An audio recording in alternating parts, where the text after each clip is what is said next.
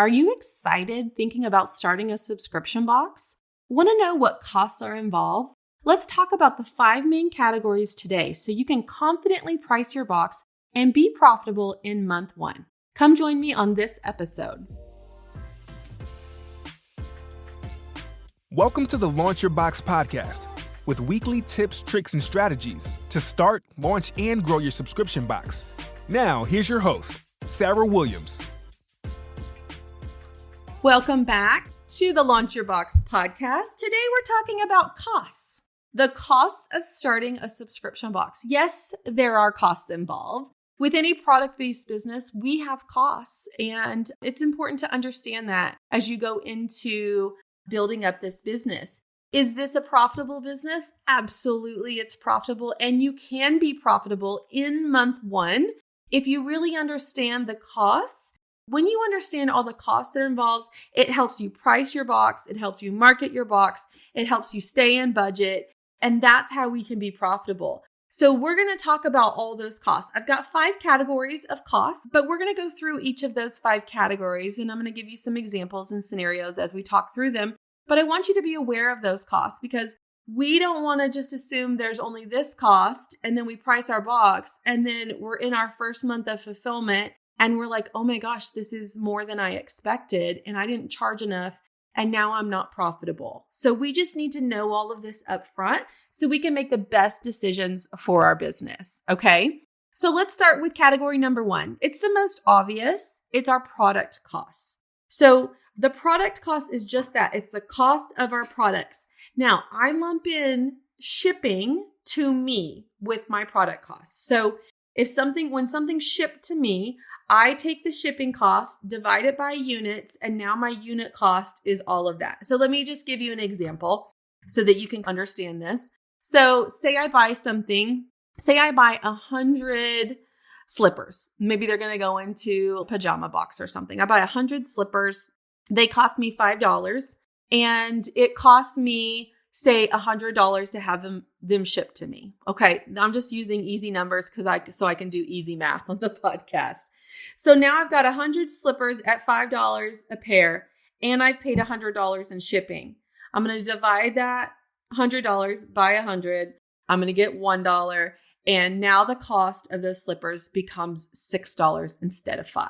Okay. So that $6 is the cost of that product because I'm taking the product cost and the shipping cost that it took to ship to me. And that is now what I paid to have that product. Okay. And there's a difference when we talk product cost, and there's a significant difference. And in the beginning, we will tend to buy wholesale a lot. And I've got an episode on the podcast here of the differences between wholesale and manufacturing. But when we buy wholesale, we have a little bit higher cost to that product. Say I was going to buy those slippers wholesale. I might pay $7 or $8 a pair for those slippers, which now become $8 or $9 when I add that dollar shipping, right? But if I buy them directly from the manufacturer, I'm skipping the wholesaler, which means I'm skipping an entire markup. So if I buy them from the wholesaler, I'm getting them maybe at $4 or $5, where the wholesaler tends to mark those up almost double. Okay, so if the manufacturer is selling them for $4, the wholesaler is probably going to sell them for $8. And then if I buy them for $8, I might sell them for $16 or $20. Okay, do you see how the markup goes? But I buy them from the wholesaler at $4, which means that I can have double the markup. I can sell them still at $16 or $20 and have a higher profit margin because I bought them directly from the manufacturer instead of the wholesaler. So our product costs are one of our main expenses, and it's the highest expense in building our subscription box business, but that's the products that we're purchasing. And if you understand how wholesale and retail and then the manufacturing goes, if you go to the manufacturer, you're able to get a better price. Okay. Now, sometimes when we start, a lot of times, and I started this way too, I had to buy from the wholesaler. I had 50 subscriptions. Manufacturer's not going to sell me 50 of something. So I had to buy from wholesalers until I got to a couple hundred subscribers. And that was okay. But what happened when I started to get hundreds of subscribers is that now I could purchase from manufacturers because I need hundreds of items instead of 50 of items. And I could also start to negotiate prices with wholesalers if I was still using wholesalers. I can negotiate prices with manufacturing people. I can negotiate. Once you start to build up your subscription, this is what I call your buying power. The higher your subscription level is, the better your buying power is. Because now they look at the volume that I'm buying and not just that one individual product. So they want to make money on the back end. And if I'm going to buy, say, 1,000 of these slippers instead of 100 of these slippers, I now can get these slippers at $3 instead of $5. And that allows me to have more profit in my business. So just know that your product costs up front are going to be a little bit higher, which is going to reduce your profit margin in the beginning. But as you grow, as you scale, your profit margin is going to grow because your product costs are going to be negotiable. All right. So the very first thing you need to consider is your product costs. That's the highest expense in your subscription box. Okay. A lot of people price their subscription box solely based on the product costs. And that's where we get in trouble. We need to consider these other categories before we set our pricing. Okay. So let's talk about the cost in category number 2, packaging. It's one of the first things that you want to do when you think about starting your subscription box is making that custom, beautiful box that you're going to love and your subscribers are going to love. But we have to be realistic with our packaging costs, especially when we're starting in the beginning, because again, you can be profitable in month 1 and you can be profitable with 20 subscribers and 50 subscribers, but we can't spend all of our profit into packaging. Like it's not worth it. We're here to build a long, sustainable business. Okay. So we have various options when it comes to packaging. In the beginning, I used very basic packaging. It was craft boxes. I bought a rubber stamp online and I stamped my logo on all of those craft style boxes. They were cheap. They had my logo on it. It was fine. It was fine. It wasn't what I envisioned for my subscription box long term, but it helped me stay in budget and be profitable. And I had a goal. I said, once I hit 100 subscribers, I'm going to order a custom box. And I did that. And so then I ordered the custom box, and then packaging costs lower as you buy more. So the more volume I had, the more months of boxes I could buy at a time, the lower that cost was for me. So I want you to think about the cost of a basic craft style box versus a custom box. And even what if it's not a box? Like I have a subscription. It's my t-shirt club that comes in a poly mailer. And that poly mailer is 35 cents. A custom printed, branded, beautiful color poly mailer cost me 35 cents. That box, a couple bucks. So instantly the profit margin and the cost of that is significant difference. And so if you have the opportunity to maybe not put it in a box, think about that as an option. It will reduce your packaging costs a lot. The other things that I see people do when we're cutting costs, like we're doing a basic plain box and not a custom box, we tend to overdo the inside of it to make it better. Might be colored tissue paper. We might add stickers. We've got insert costs. We might add filler. But all of that material that we're using to dress up the box is part of our packaging cost. So do you need filler? Yes or no? And that's something you should really think about from the start of your subscription box. Do you have products in your box that need to be protected and need to have filler? If you do, then you need to use it. If you don't use it, just get a box that your products fill, and then you won't need filler because that's extra weight and that's extra cost in packaging. Think about the inserts that you make. Can you do a smaller size? Can you bulk print them? Think about all those things. The tape, the stickers, the tissue, everything you put on and in that box as far as packing material is part of your packaging cost. So don't overdo it. And sometimes what I see is that people will so overdo a basic box and they could have actually spent less money by doing a custom box. Like I can see somebody take a craft box, use printed tape, have stickers all over it, colored tissue paper inside, when the expense of all of that, when they add that up, they could have had a beautiful custom box that didn't need any of that. So I want you to consider the packaging costs. We don't have to have everything custom right out the gate. I don't need you to unless you can afford it. I had a basic box for months. And you know what? I grew every single month in subscriptions.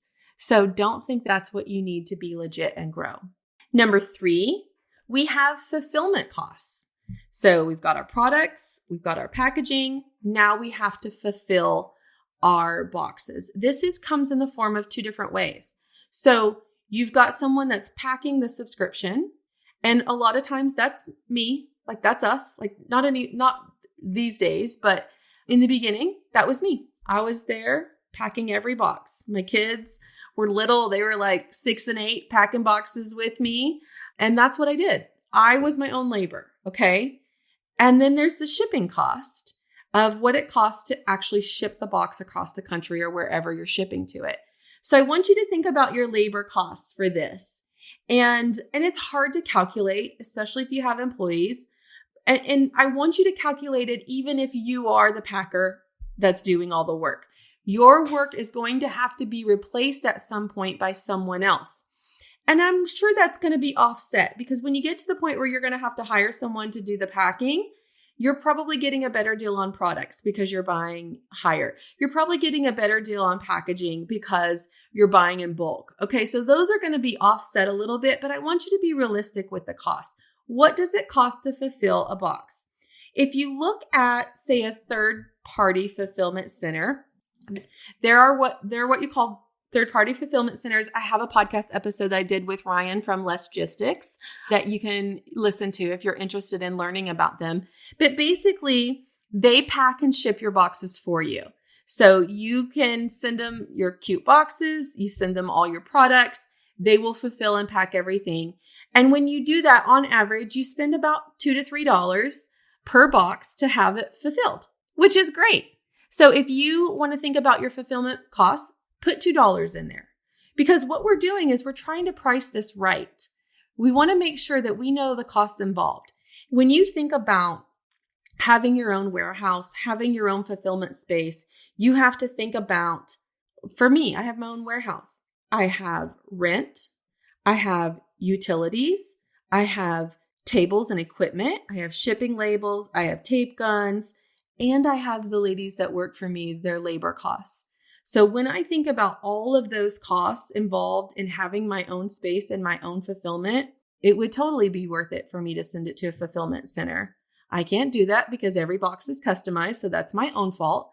But think about the cost of fulfilling. What would it take for you to fulfill your boxes? If you launched today and you got 100 subscribers, do you have the space to fulfill those where you're at? And a lot of times we work from home in the beginning and we work until we bust the seams of where we're trying to work from home. I think about Lo. I'll just never forget this picture, but Lo has a subscription box called Passion and Growth.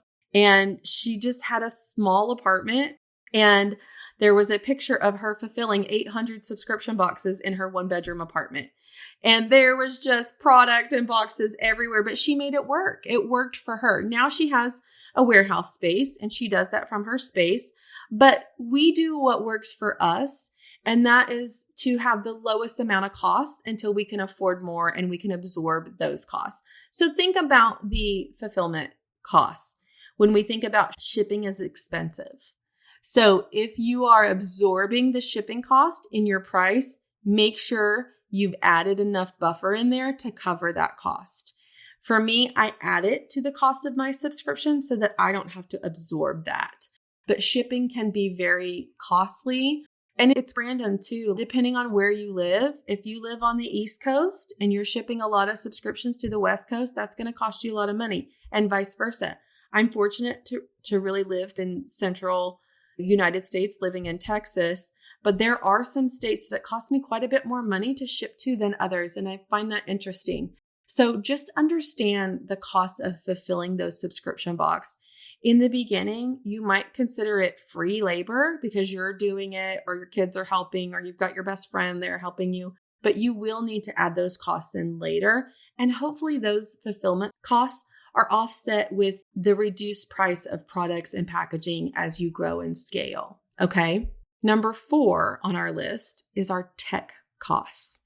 And these are really out of the box upfront costs that we are going to have to pay for as we're starting our business. Now, we really have these things that we need to set up our tech in the beginning. There's really 4 things that you need to get going. And that's your website, your payment processor, your shipping software, and your email CRM. Now, your website, if you are able to build your own website, you could use a platform like Shopify or Subly to really build your own website if you want to dig in and save some costs there. If you're like me and you're tech challenged and you're like, I don't want to do that, you're going to have to hire someone. And that can range anywhere from $1,000 to $5,000, depending on where you're at, like what kind of website you want, how many hours it's going to take to build the site. When I first started my business, I got really lucky because I needed a website built and I met with this guy that was trying to build his website business. And so I got like entry level $500 website build for me when I started my business, but it's a lot more expensive. That was 2013. So it's a lot more expensive these days to build a website. So that's a considerable cost unless you're willing to dig in and learn it yourself. And you can do that. Platforms like Shopify and Subly, they are so great for kind of a novice tech person. If you can set the clock on your alarm clock, if you can use the 3 remotes to your smart TV, you could probably build a website. Okay. So there's a lot of tutorials out there. Those platforms supply a lot of information because they want you to use their platform. So they're going to give you a lot of step-by-step to building your website. And we have a lot of information in our membership on getting going and getting started on those platforms. And that's going to save you thousands of dollars if you can open your mind up to learning. And it's also going to give you a lot of confidence in building your business because you're going to learn the back end of your business. So I encourage you to set your own website up and save some money. And if you're sitting here terrified of the thought of that, then you need to come up with the money and have someone do it for you. Because sometimes we may never get our business off the ground if we have to set up our own website. So if you're in that boat, go ahead and pay for that and just know that's a part of starting a business. Now you're going to need a payment processor, and that's not going to cost you anything up front. They're going to take a percentage of your payments. It's usually 2 to 3% from a payment processor. If you're starting small, you can use the shipping software that's built into your website. But once you start to grow, if you have multiple sites or multiple platforms, you're going to need a shipping software, which can start at $10 a month. And then we definitely need an email CRM. I use Klaviyo, and you can sign up for a free account there. And as you grow, then you'll have a monthly charge. But we've got to really consider these tech costs. And what I don't want you to do is go sign up for a free Wix website or some website that you can get for really low dollar amount and try to piece it together, because we need to build a website that will grow with us. And if you're sitting here building a subscription box business and you want it to pay you well and give you an income and give you the freedoms that you want in life, we need to start off right. We need to start off with a robust website. And that comes in the form of Shopify, WordPress, or Subly. And those are what I recommend for a subscription box business because they have the ability to grow with you. So consider those costs as you start to build out your subscription box business. So we've got 4 now. We've talked product cost, wholesale versus manufacturing. We've talked packaging costs, basic, custom, poly mailers, tissue paper, stickers, all those expenses. We've talked about fulfillment costs. It might be free. I call it free $49. When I do the work, it's free $49. Free right now because I'm going to do the work. But what is that cost? What is that going to cost me in the future? And if you don't understand what that is or you don't have any data to go off of, just put $2 to $3 in that column per box when you're thinking about pricing. What is the tech cost for me to start up? Am I going to pay someone to build a website for me? Am I going to pay the $39 a month to start a Shopify and really dig in and spend my evenings and weekends learning how to build my Shopify site and do it myself and save thousands of dollars?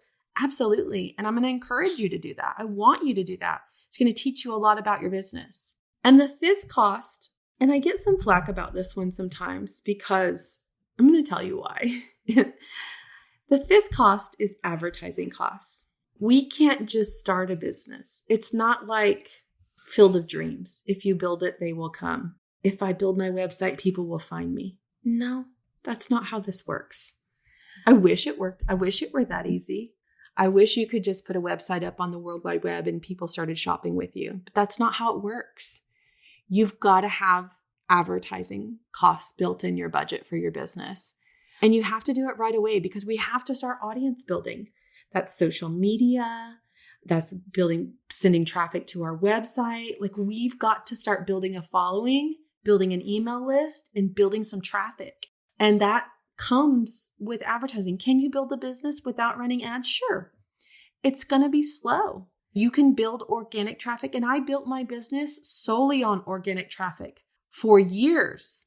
But I also had a retail front and I had people coming in and out of my store all the time. But if you're trying to build an online business, we need paid ads. We want organic traffic, absolutely. But we also want paid ads. So we have to have an advertising budget because there are costs to acquire a new subscriber. That's called our customer acquisition cost. And we have to be able to manage our expectation of what it's going to cost to advertise our business. So we don't really have a legit business unless we have an advertising budget. And if you're sitting here listening right now and you're like, man, I have never done any advertising. I got a cool business. I'm excited for you. I'm excited for you. But I know you're leaving a lot of money on the table by not advertising your business the same way I was. My growth stopped.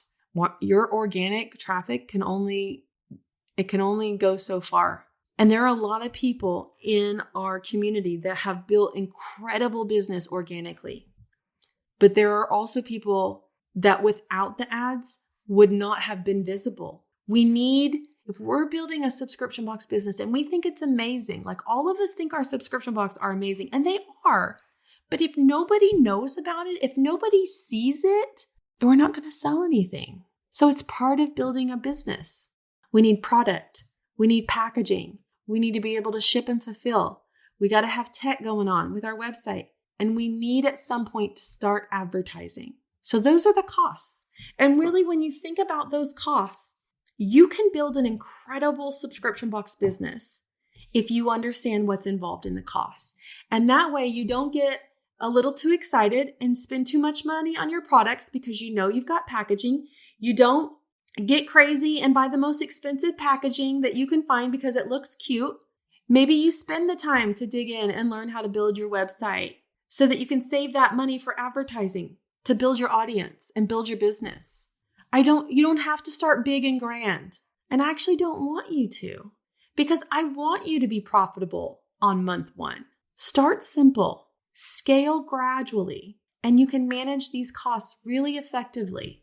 I hope that helps you understand what's involved in starting a subscription box as far as the costs go, but it's totally doable. You just have to manage your expectation and know what's involved as you're going in. If you understand these 5 costs and you plan and you price and you work through them, you're going to have a great business. You're going to be profitable and successful long-term. And that's what this is. It's about a long-term goal of building a business that can sustain you, provide you with a good income, and give you the freedoms of working for yourself and not for somebody else. That's what it's about. That's what being an entrepreneur is about. But you have to spend money to make money. And it's very true here. And if you understand what's involved, you're going to be super successful at this. Make sure you subscribe to the Launch Your Box podcast. I'd love for you to take a minute to rate and review it. Let me know which episode is your favorite so far. Don't forget to join me next week, right here.